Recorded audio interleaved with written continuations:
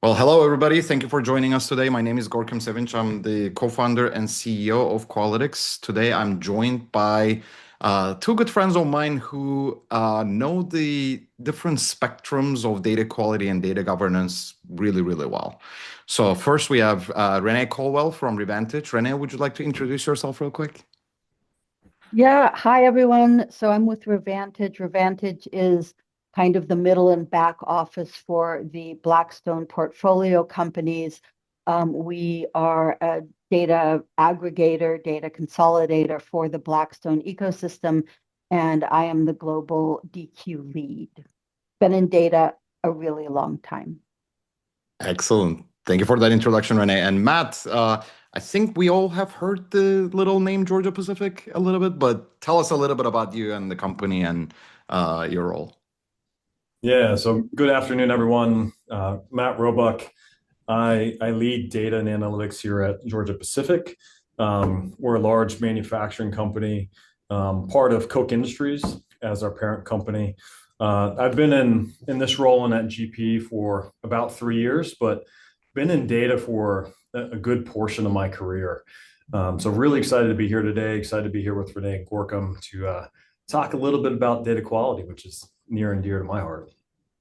Excellent. And for our attendees, this session is being recorded. We will share this recording after we're done. So with that, I wanted to start us off with a little bit of level setting. I started the company in the first place personally because I was in Matt and Renee's shoes, where I personally have lived and breathed these data quality issues being problems that I needed to solve. And I like to call this problem expensive whack-a-mole because it's manual, because it's not scalable. We wait for things to break before we prioritize a data asset, and we're limited by the boundaries of our imaginations before we solve these problems. And Eric and I started the company in the first place because we wanted to move towards a proactive place within data quality.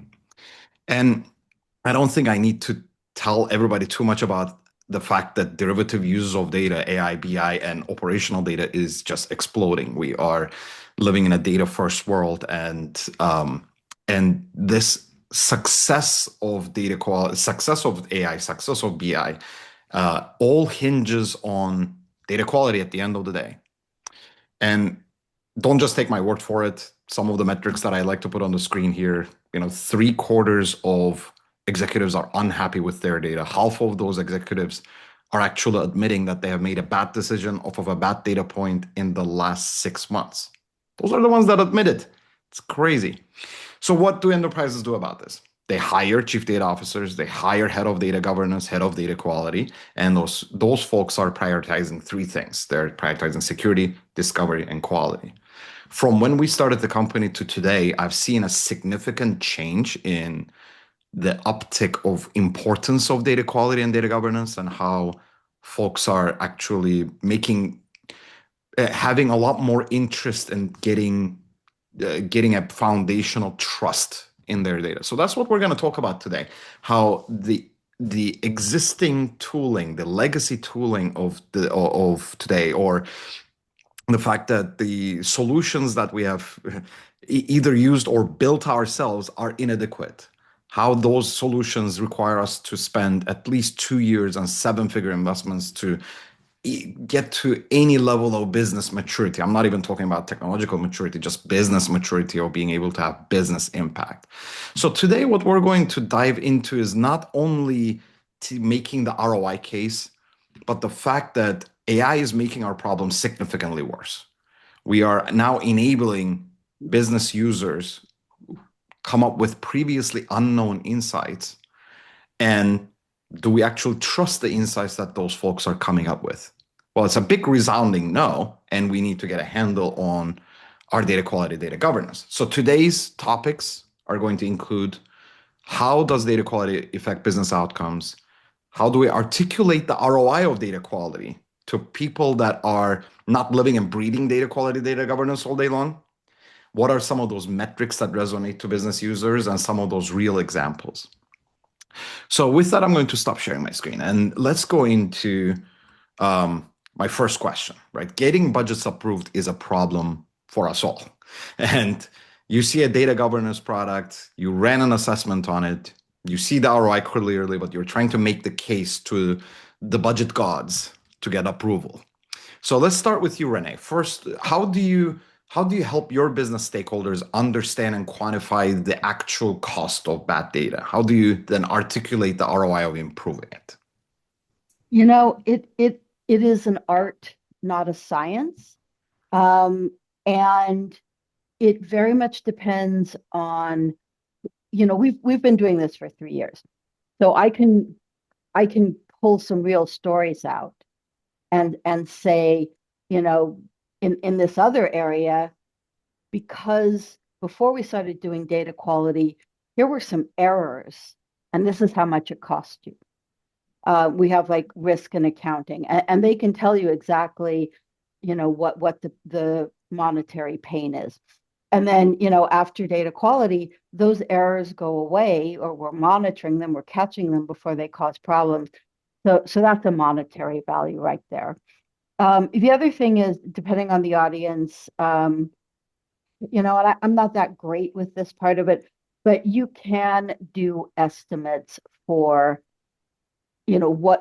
how much does this cost you in manual labor, right? How many people are you paying to do work that you're not even thinking about? Reconciliation, fixing, cleaning stuff up later. How much are you paying them? How much time are they spending? So kind of folding that in, depending on the audience, that can resonate.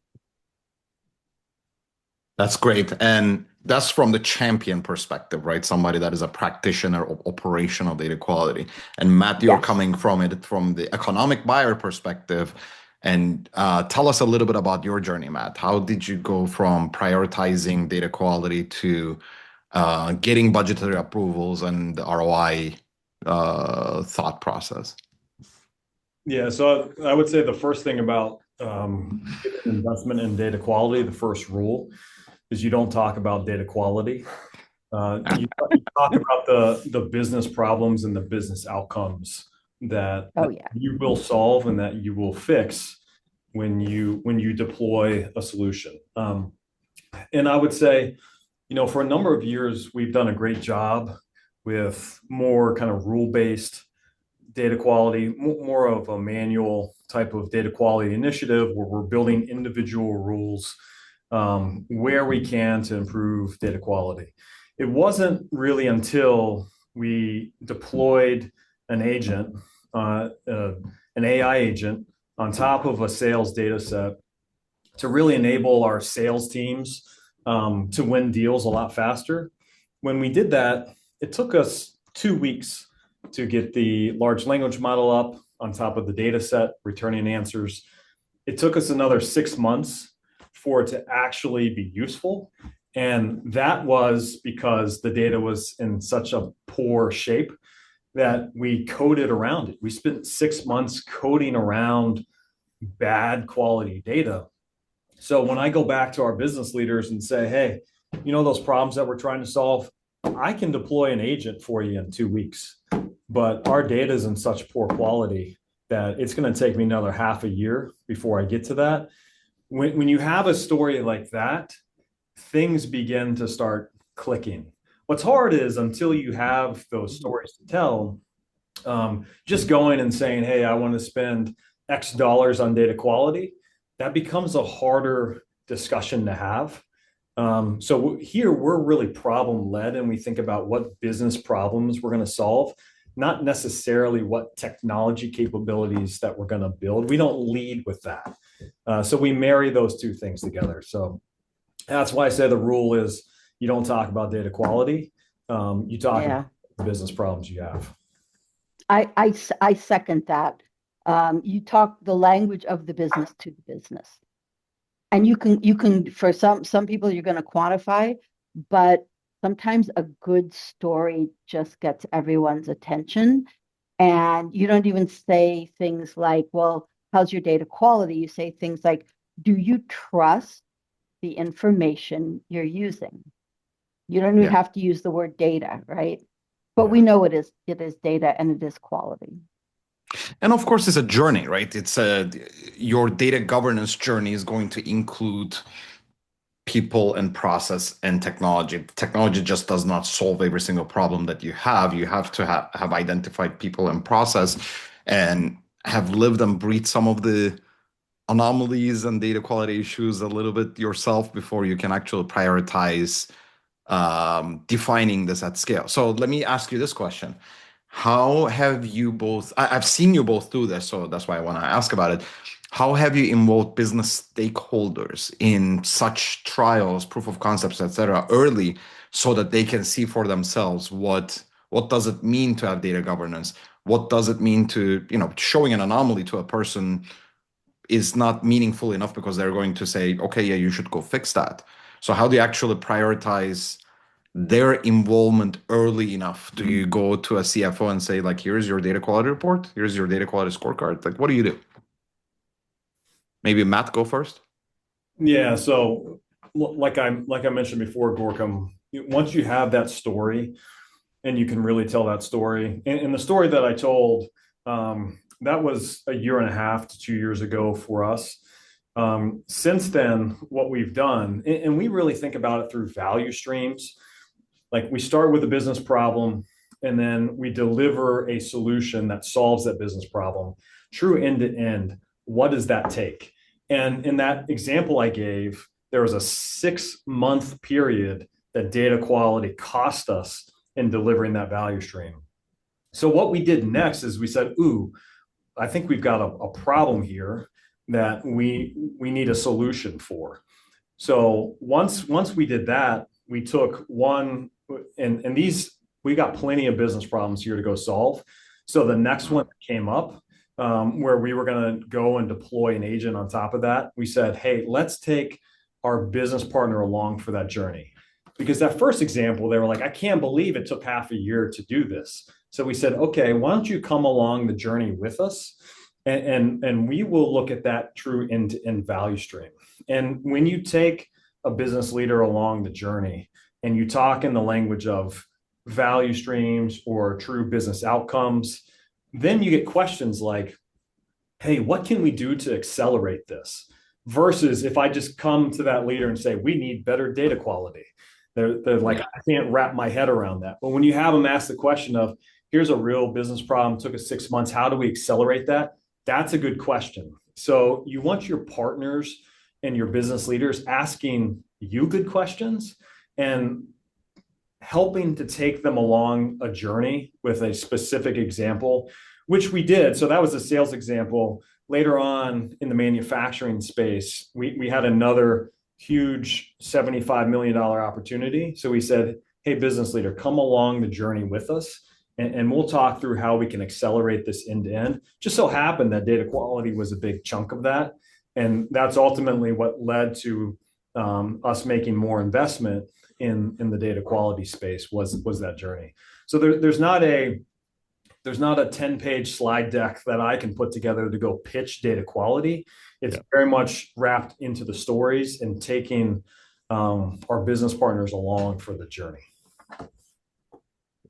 That's really great. And actually, so if we were to double click a little bit more, my traditional way of thinking has been the easiest way to calculate an ROI that I'm going to try to go make a case to my CFO about is operational efficiency. If I wanted this much coverage of data quality, it's going to take me this many FTE hours to actually implement this, or I can just go buy. It's the build versus buy decision. But what we're not talking about is the risk. How do I actually put a number around risk? If I don't do this, what is the cost of inaction? So Renee, thoughts on what I just said and what Matt just said? Yeah, so I'm definitely like concrete examples. And yes, data quality has to be baked in, and I'm one who says, get that specific example. Don't just talk in generalities. Data quality is great, right? So I'll give you an example that actually has to do with risk.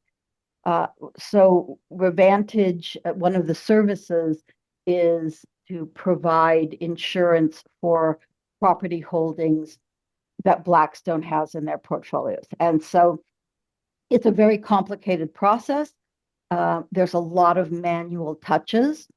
And at the end of the day, you get as much information as you can about every single piece of commercial real estate, for example, that you own. And then you calculate, well, how am I going to insure? How am I going to mitigate the risk?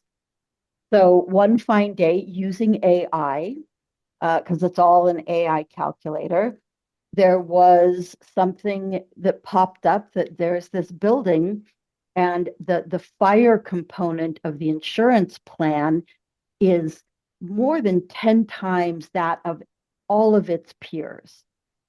Well, why is that? Why is that? So I said, listen, we'll do a forensics, we'll figure this out. And what happened was very simple. Someone had taken the code for what is a building constructed out of, and they put in the code for wood, right? So the other attribute says it's in a zip code that's a very dense urban commercial zip code. It's 30 floors high and it's made out of wood. So AI does not have common sense. AI goes, wow, 30 floors of wood, that's really, really dangerous for fire. We're going to charge you a lot for that. So that's a concrete example where I can say this little teeny, on a tech level, very small problem turned into X amount of dollars that you would have to pay because you didn't catch it in time. And because AI doesn't have common sense, so you got to put that common sense in. And sometimes, and the business people are often surprised that AI does not have common sense. Sometimes they assume, but that's obvious. Yes, not to AI. So that was kind of an easy sell when we found that. Yeah, absolutely. I mean, that's a great example of one anomaly that is going to cost you so much in operationally costing you so much. So we're talking about the data quality is not just at the edge, it's at the operational side. You have to shift left, you have to get as close to the source as possible so that you can actually correct issues at the source, not just slap band-aids on it. Yeah, and can I just tell Yeah, you, of course. Gorka, that one example resonated more than any chart going you're 50% complete and 20% validity, like Yes. all of that. The business is like, oh my God, spare me. But that example was like, yes, I understand it now. Yeah, Renee, I love that example. I think that's such a great example and triggered something in my head.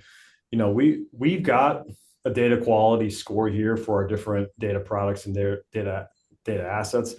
We don't talk about that publicly though. That's more of like an internal IT number. When we talk about metrics, we talk about missed revenue, margin leakage, rework, delayed decisions, inventory errors.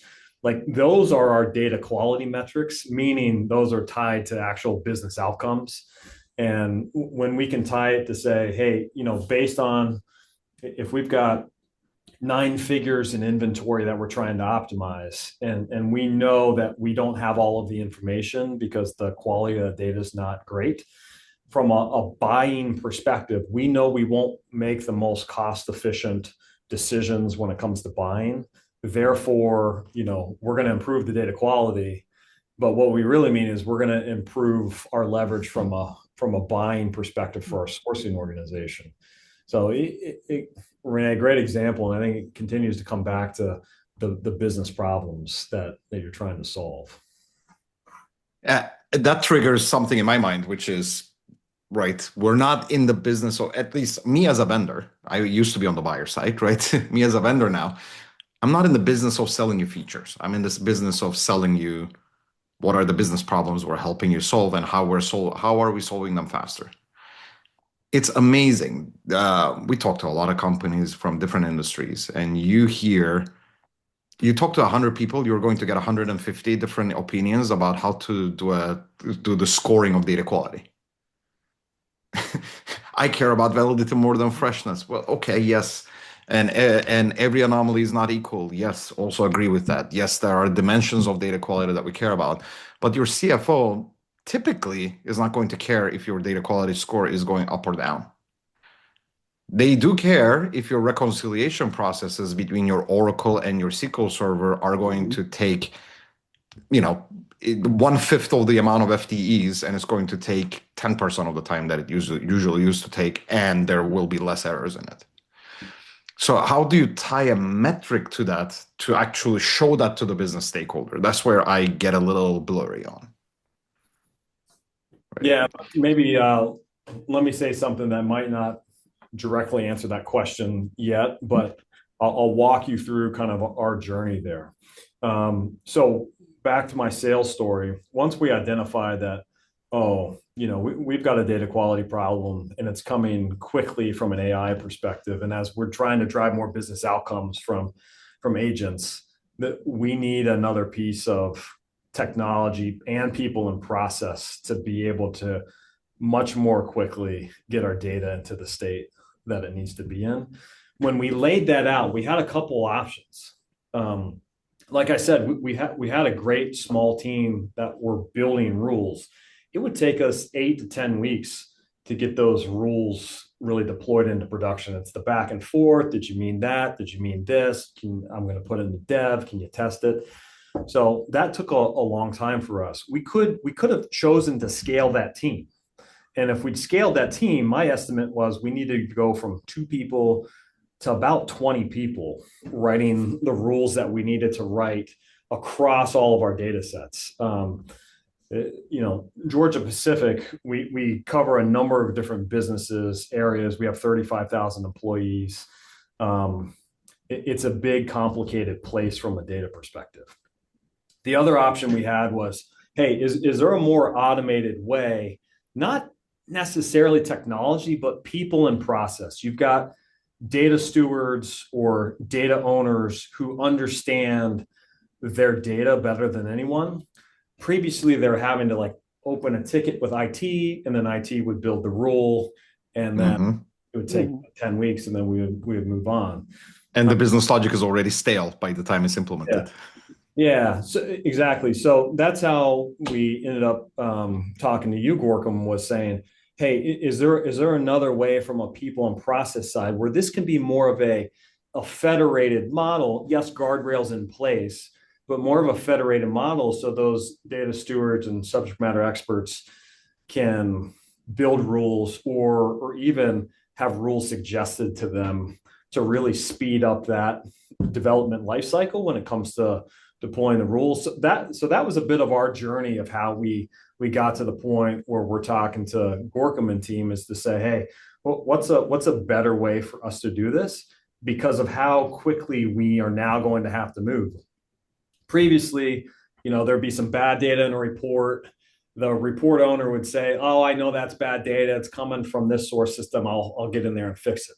Now we've got agents crunching a bunch of information and then spitting out an answer. There's no explainability the whole way through where a person is in the loop to say, oh, let me fix that real quick before you get the answer. So that's really what fundamentally changed for us in the last really 18 months that have led us to, hey, what's a better people, process, and technology way for us to make sure that our data is clean? So I don't know that answers the question you were asking, Gorkum, but it does. Helpful to understand kind of where we're at and this AI shift that's happened to us and how we've had to now do something different. Yeah, I like where you're going with that, Matt, which is, look, when we started the company, the methodologies that we were thinking, which are 2 things, right? Augmented data quality. I'm not replacing the human. I'm augmenting the human with superhuman powers, which means rule generation, rule maintenance, 95% of the rules that you need being automated so that I don't have to think about them. I can focus on the 5% that are really complex business logic that cannot be automated. But then that 5%, it has to be a collaboration between the business stakeholders and the data teams. Data quality is not a data team problem.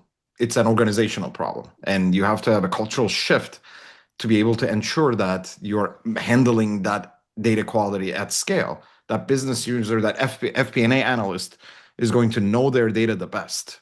Then they're trying to communicate a Jira ticket to somebody that doesn't know the data's context, but knows how to write Python, trying to write that logic. That's just not a winning formula. And it's amazing that we have seen this shift happen in the market from being a nice to have, this is cool, to now being I have to have this in place. Renee, how about you? You have been operationalizing data quality for a long time. What about these Yeah. methodologies have landed well with your organization? So I have to say that the real estate and the way portfolios are structured as separate companies, it's the most aggressively federated landscape I've ever seen in my life. So one of the challenges was if you're going to get a bunch of coders, I mean, to me, it was a total no-brainer. You're going to get a bunch of coders and they're going to do it here. But and they're going to do it in SQL, but oh my gosh, now we have to give it to the same actual rules, like in the old way, and you're going to give them to a new set of developers, and they're going to develop it for Databricks or Python or whatever to get the same result. So one of the things that we talked really to all the constituents is you're all doing some things that are just baseline. You have to do it. And machine learning, you know, you get that 95%, or I'm going to argue with you, sometimes it's 80%, but whatever, you get the ones right off the bat. You're not wasting resources on that. And you can also, lift and shift, because we have a lot of portfolio companies. We have internal groups.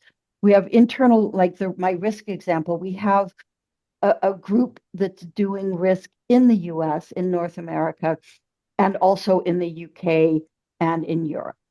And they're all kind of similar, but not really. So fine, you take what we did in the US and you send it across to Europe. And now they have the exact same set, and you can tweak instead of saying we're going to start from scratch. One thing that I tend to do is I'm really a hand holder. I don't just go, here's a spreadsheet, I'm throwing it over the wall.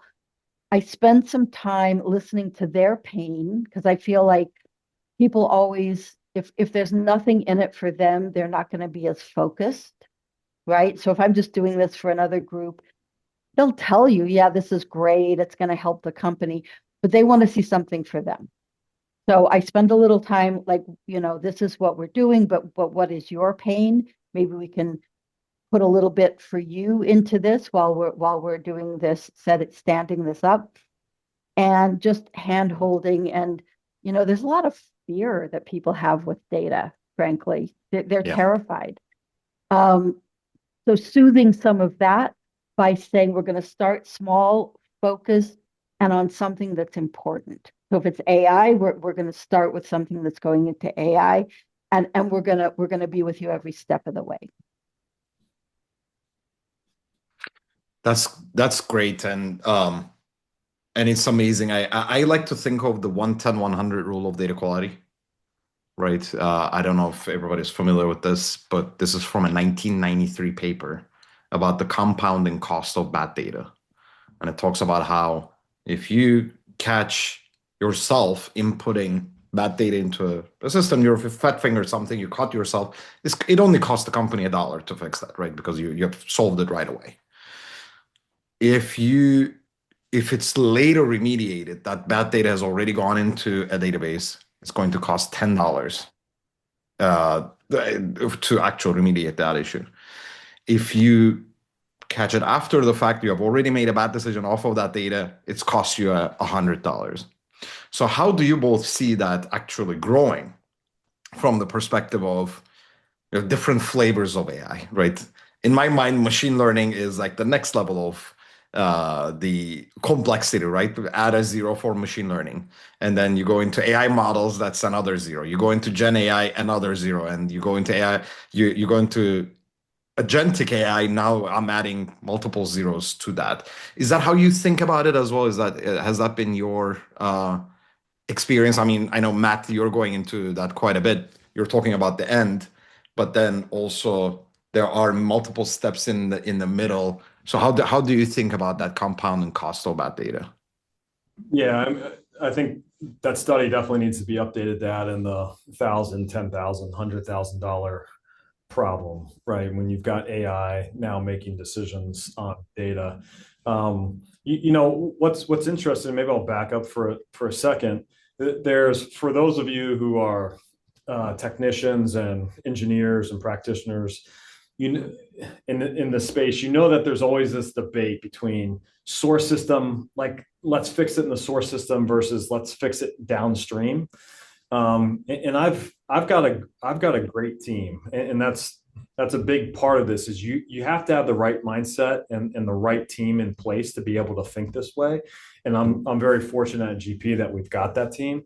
But one of the things that we've been talking about, I actually had this conversation last week with our executive team. We got into this debate again of, who in IT is responsible for data quality? Is it the source system team or is it the data team? And I said, well, first of all, we're all responsible. And now that we're on our way to a lot clearer data quality picture and true anomaly detection. Now us as the data team, we can help those source systems and ultimately the end users through detection to say, hey guys, like we don't care whose problem it is, it's the end-to-end problem, but we now have clear visibility into what that is. So for us, it's been a bit of a mindset shift. Some of the problem getting these large organizations and you have these siloed groups, like I own the source system and I own the data lake and I own the data warehouses and I own the analytics, and you get this diffusion of responsibilities. We call it a tragedy of the commons. So having a team in place that thinks about it truly from end to end, and then also having the technology that can support that true end-to-end view. So we can walk over to our ERP team and say, hey guys, we saw this yesterday and we think that you should know about it. And I bet if you put a front end rule in place to prevent this from happening, not only is it better from a data perspective, but it's also better from ERP source system perspective. So it's a bit of a paradigm shift. And that's not always easy when you've been delivering data in a specific way for a really long period of time. So to me, again, it comes back to a mindset shift. It comes back to the team having the right team in place. But we are at this kind of pivot point where things are really changing, and AI, yes, is driving a lot of that.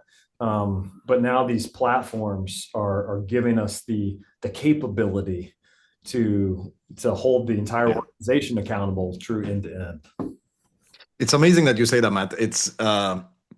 We have had a few cases where a prospect that is trying Qualytics, for example, or just, like talking to us all of a sudden says, well, like if I don't know about it, it doesn't exist, right?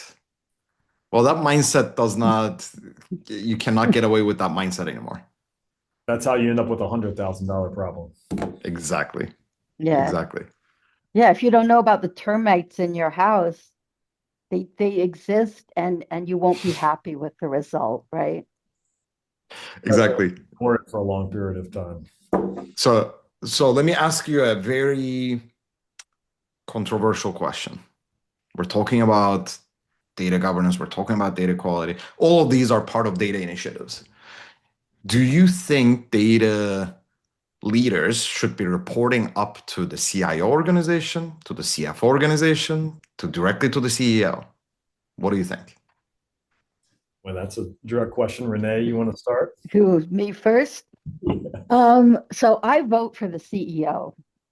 I'm just gonna go right out there, because the CEO needs to know really that the data that's your lifeblood. So go straight to the head. I haven't seen that actually very many places. The CFO is great because they've got the money, and if they're a champion, you can get a lot of traction. It doesn't work so well in my experience if it's considered a tech function. So if you're reporting up to the CTO, then I feel like there's a lot of work to be done. Yeah, Renee, I would agree with that. And I would add to it, reporting structure definitely matters.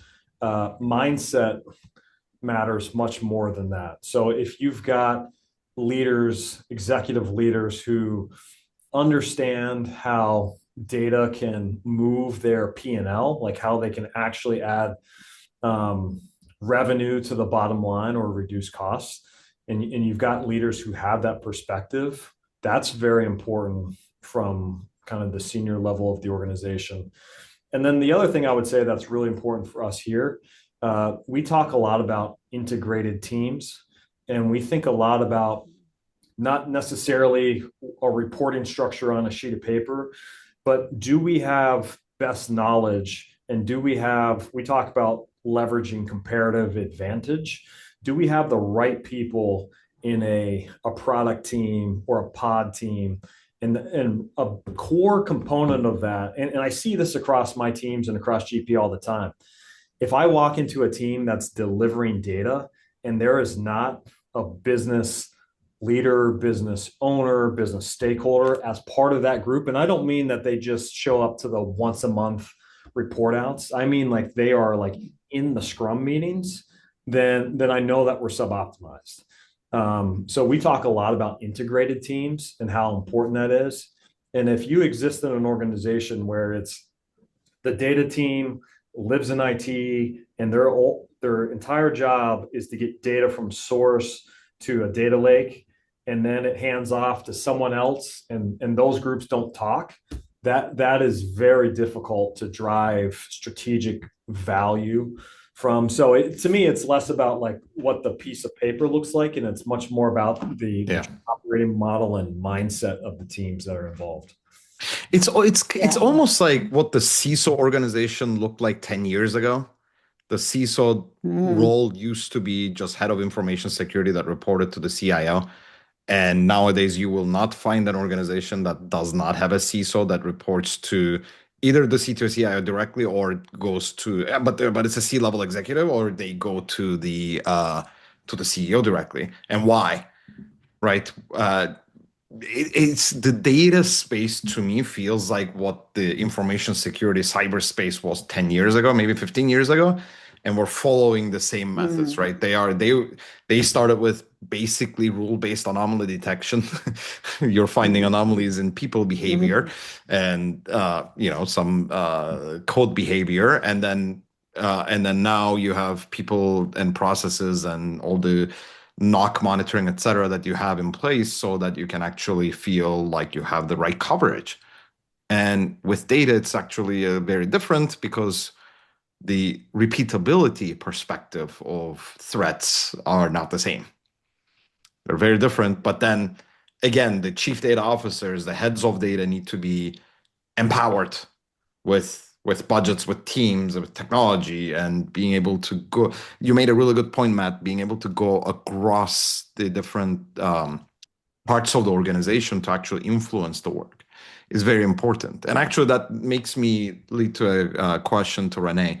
Renee, you have been absolutely fantastic at engaging those business stakeholders in different portfolio companies to come in and actually jump on the bandwagon and be able to come and own your data quality. And that's it's not an easy cultural shift to do, right? Especially you're going to have people that say, my data is good, your reporting is wrong, your Snowflake implementation is wrong, go blame the data engineer, blame the other guy.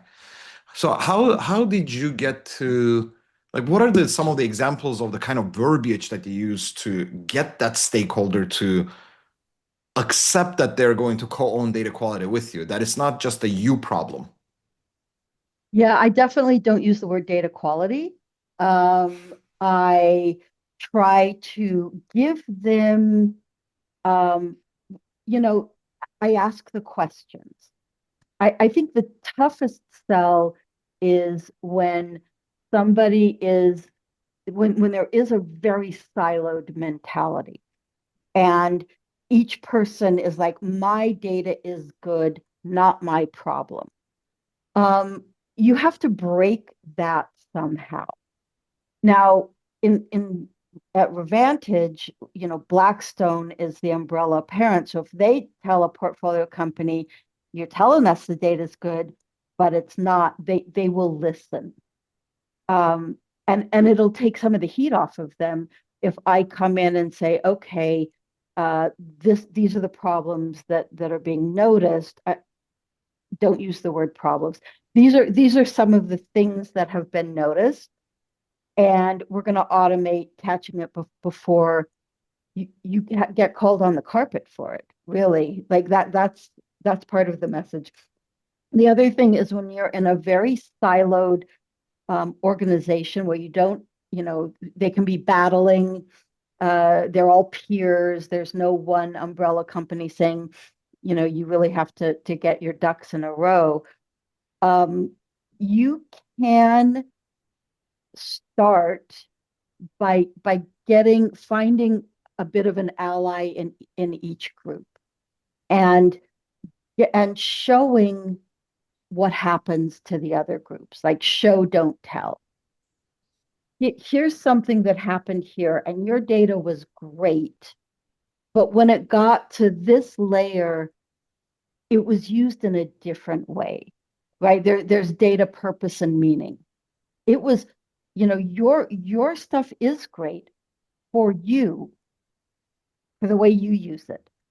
But there's a bit of a mismatch when it goes down, and now somebody in analytics is using it for something that you didn't know about. So I'm going to show you what happened and what the result was and how we can fix it. Right. So then they're part of the solution, not just part of the problem. So you bring them in early.